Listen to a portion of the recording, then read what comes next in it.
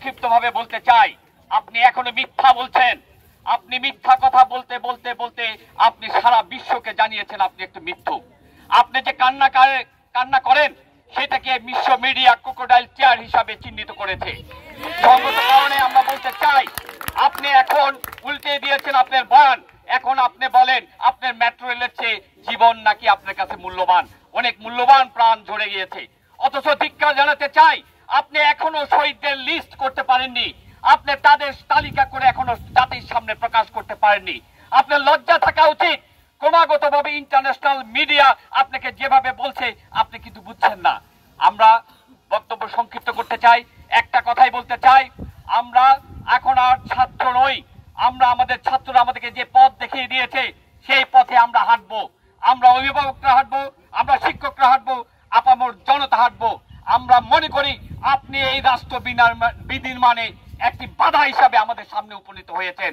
আজকে কয়টা দিন যাচ্ছে আপনার একটুকু অনুশোচনা হচ্ছে না। সঙ্গত কারণে আমরা মনে করি আপনি বিদায় ছাড়া এই দেশ আর শান্তি পাবে না। সঙ্গত কারণে আমরা আপনাকে বিদায় করে ছাড়বো যতক্ষণ পর্যন্ত আপনার হুঁশ হবে না। আপনার লজ্জা থাকলে স্বেচ্ছায় পদত্যাগ করা উচিত ছিল, আপনি দায়ভার নিচ্ছেন না। সঙ্গত কারণে আমরা বসে থাকবো না।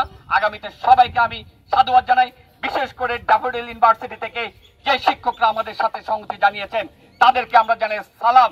আমরা এই কথা বলতে চাই, বেসরকারি বিশ্ববিদ্যালয়ের ছাত্ররা সবচেয়ে প্রাণ দিয়েছে এবং দেখে দিয়েছে তারা ফার্মে মুরগি নয়।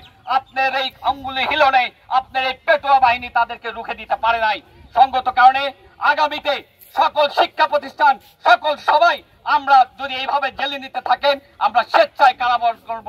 দরকার হলে আমরা সবাই জেল ঘেরাও করবো, তবুও আমাদের ছাত্রছাত্রীদের নিরাপত্তা দিতে আমরা কুণ্ঠাবোধ করবো না।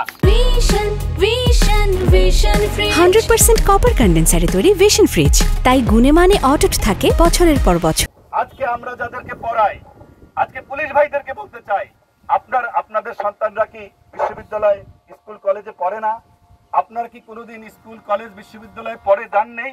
তাহলে আপনারা যদি, আপনাদের সন্তানরা যদি এই দেশে লেখাপড়া করে, তাহলে এই দেশের কোমলমতি এবং প্রতিবাদী শিক্ষক ছাত্রদেরকে আপনারা কিভাবে নিপীড়ন করেন? আপনাদের যে সুবুদ্ধি আছে সেই সুবুদ্ধিতে ফিরে আসেন। এই রাষ্ট্রযন্ত্রকে, যে কোনো অপশাসন এবং অপনির্দেশকে আপনারা অমান্য করাটা বেআইনি নয়।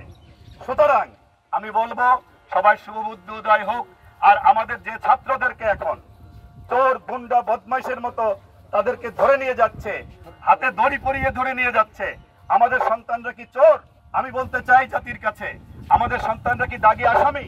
আজকে যারা ছাত্রদের শান্তিপূর্ণ মিছিলের উপর যারা অস্ত্র হাতে ঢাকা বিশ্ববিদ্যালয়, জাহাঙ্গীরনগর বিশ্ববিদ্যালয়, চট্টগ্রাম বিশ্ববিদ্যালয় এবং বরিশাল বিশ্ববিদ্যালয়, রাজশাহী বিশ্ববিদ্যালয় সহ বিভিন্ন প্রাইভেট বিশ্ববিদ্যালয়ের ছাত্রদের উপর যারা গুলি করেছে, যার ভিডিও ফুটেজ এখন সব জায়গায় দেখা যাচ্ছে জাতীয় ও আন্তর্জাতিক মাধ্যমে, সেই জায়গায় সেই সন্ত্রাসীদেরকে, সেই বহিরাগতদেরকে আপনারা ধরতে পারছেন না, অথচ আমাদের কোমলমতি ছাত্রদেরকে রাতের অন্ধকারেও ধরছেন।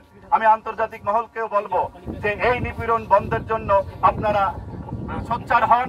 আমাদের ছাত্রদের আন্দোলন চলবে, রক্তের দাগ এখনো শুকায়নি। সুতরাং আমরা এই রক্তকে বিধা যেতে দেব না। আমরা তোমাদের সাথে আছি, আমরা অভিভাবক হিসেবে আছি, শিক্ষক হিসাবে আছি, বাবা হিসাবে আছি।